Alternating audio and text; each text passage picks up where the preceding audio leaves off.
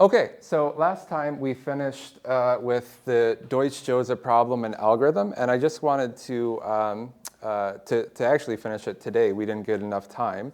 So to remind you, the problem that we're considering is we're given some single bit function.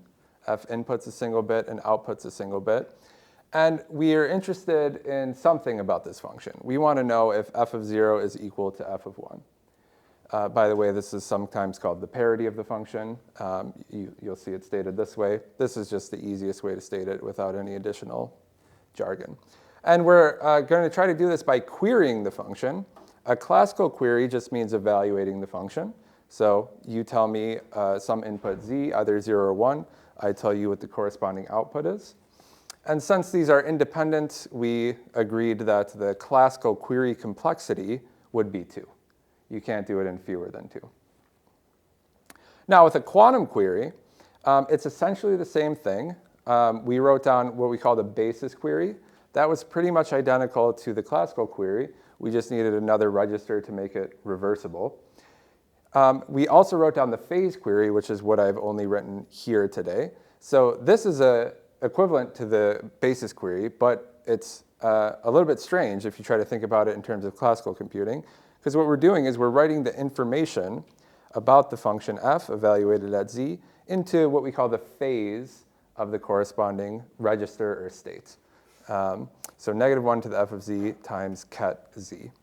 And the claim is that the quantum query complexity is 1. So meaning there exists an algorithm to determine if f of 0 equals f of 1 with only one of these quantum queries. And what I wrote for you last time was a quantum circuit that looks like this. So this is the algorithm, the Deutsch-Jozsa algorithm. And I want to explain a little bit how it works. Again, it'll still be at a higher level because we haven't covered everything. So this is kind of your preview. But let me show you how it goes. So to analyze a circuit like this, I'm going to start in the 0 state. And time flows from left to right. So I encourage you all to use the following notation. I'm going to transform the state by applying the first operation. So I'll use an arrow, and I'll put the gates above the arrow that I'm currently applying. And here's your first definition of a quantum gate, the Hadamard gates. Hadamard acting on the 0 state will give me 0 plus 1 over the square root of 2. Why the square root of 2? We'll see that quantum states need to have unit norm. Okay? So this is the action of the first gate in the circuit. Now I'm going to continue on. And the next thing I need to do is apply the query q sub f. So I told you how the query acts for a single bit string z. And quantum operations have the linearity property. Does everyone remember the linearity property from linear algebra? It means that if I apply it to a linear combination, I can push it through. I apply it to each term individually. So this would be q sub f on the 0 state plus q sub f on the 1 state over the square root of 2. Now we know from the definition what this is, so let me just write an equal sign. And what's qf acting on the 0 state? Well, I'm just going to use this definition. It's going to give me negative 1 to the f of 0 on the 0 state. Negative 1 to the f of 0 on the 0 state, plus, I'm going to do the same thing, negative 1 to the f of 1 on the 1 state, still over the square root of 2. Okay, so we're 2/3 of the way there. The last thing we have to do is apply the last Hadamard gate. Okay? So again, we're going to use the linearity principle. So I'm going to apply it to each. I'm using this term ket, which I'll define formally in a moment. We're going to apply it to each ket individually. And I told you what h acting on the 0 ket does. So I'm going to use the same definition above. So negative 1 to the f of 0. Now, in parentheses, 0 plus 1. And again, there's going to be that 1 over the square root of 2. But I'm going to put it down in the denominator. So I'm going to have everything over 1/2. So that 1 over root 2 is coming in a moment. Now, the fun part, I get to tell you what the Hadamard gate does on the 1 state. So it'll be very similar. Coefficient negative 1 to the f of 1 doesn't change. Now, Hadamard on the 1 state is going to be very similar, but it's going to give me a minus sign. Instead of 0 plus 1, it's going to be 0 minus 1. Okay? So 0 minus 1. And now also with a 1 over the square root of 2. So I'll put that in the denominator, and everything over 1/2. You can argue in classical computing that you could have a state that looks like this, 0 plus 1. It would be like probabilistic classical computing. You know, I would have 0 with, say, 50% probability and 1 with 50% probability. That's okay, that makes sense. What about this minus sign, though? This is a very unique quantum thing. So coefficients, or what we'll call them amplitudes in quantum computing, quantum mechanics, are allowed to be positive, but they're also allowed to be negative. They're even allowed to be complex, okay? You can get most of what you need from just negative numbers, interestingly, and that's all we need in this algorithm. But this is a very unique thing. This is a very important minus sign, okay? You can't forget this minus sign. This is the most important minus sign in the history of technology. So how does this help us solve our problem? I want to know if f of 0 equals f of 1. It's a little bit opaque if you're looking at it like this, but let's rewrite it slightly. All I'm going to do is collect the coefficients of the 0 state. So I have 2 of them. Let me collect the coefficients of the 0 state. Negative 1 to the f of 0 is the first one. And then I have a plus, negative 1 to the f of 1. Okay. Does everyone agree these are the coefficients on the 0 state? Just rewriting this expression. Now let's do it for the 1 state. So I have plus, another set of brackets. On the 1 state, I have a negative 1 to the f of 0. And now here's that minus sign. Now I have a minus negative 1 to the f of 1. Minus negative 1 to the f of 1. On the 1 states, all over 2. Now I will formally define to you what this measurement means in a few lectures. But now, for now, it just means I'm either going to get either 0 or either 1.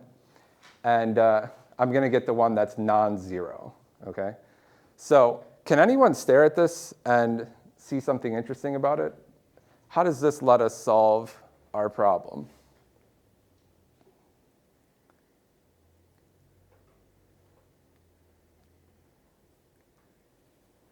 Let's suppose that it was the case that f of 0 was equal to f of 1. Okay? Let's just suppose for now. And let's make it even easier on ourselves, just to get some intuition. Let's suppose that they're both equal to 0. Okay?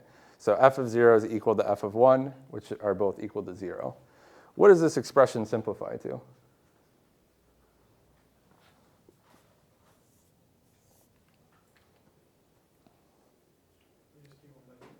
Say it again. 1 over 2. One of these terms is going to go to 0 and one isn't. Which one is going to be non-zero? The zero cat. Yep, right idea. But here it'll be the 0 cat. Why is that? Well, if they're both 0, anything to the 0 is 1.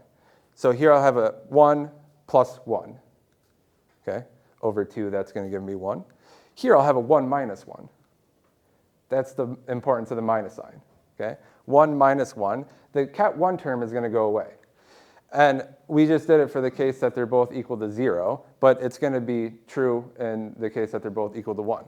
So up to a sign, which we don't care about. So in the case that f of 0 is equal to f of 1, I'm always going to get something that's proportional to the 0 state.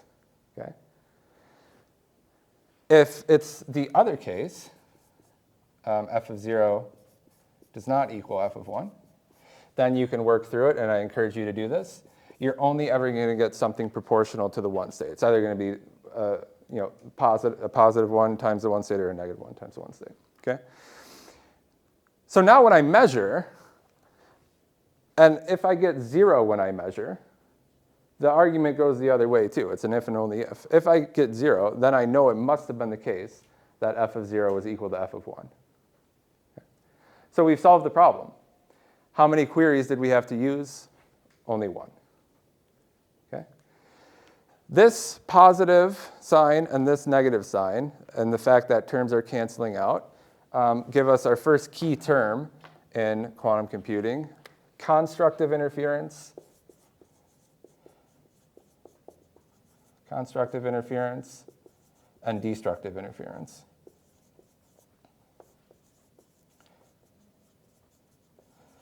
At the heart of every quantum algorithm, at least every good quantum algorithm that we know, is this property. You set up the problem in such a way that the correct answers positively sum up. They constructively interfere. And this is a physics term, but here it just means they sum up positively. And the wrong answers destructively interfere. They cancel each other out, so they subtract out. Okay? Although this is a bit of an artificial problem, it's very much so an artificial problem, the structure of this algorithm is the exact same for the factoring problem, which is to say it's the same structure as Shor's algorithm. Okay? So remember this structure. It's, when I show you Shor's algorithm in the second half of the course, it's going to look very similar to this. It's going to be like a Hadamard at the start. We're going to have more qubits, but it's a similar thing. You can also extend this Deutsch-Jozsa algorithm to additional qubits. A query in the middle for some function that we're going to have to be clever about how to define it. And then another Hadamard-like transformation at the end, which is going to be actually a quantum Fourier transform. Here on a single bit, actually, Hadamard is equivalent to the quantum Fourier transform, and also on the zero state. So it's a very similar structure. So here, although it's artificial, it's an artificial problem, this sort of, there's something here, that's interesting that you could build on, and that's what happens in the history of these algorithms leading up to Shor's algorithm.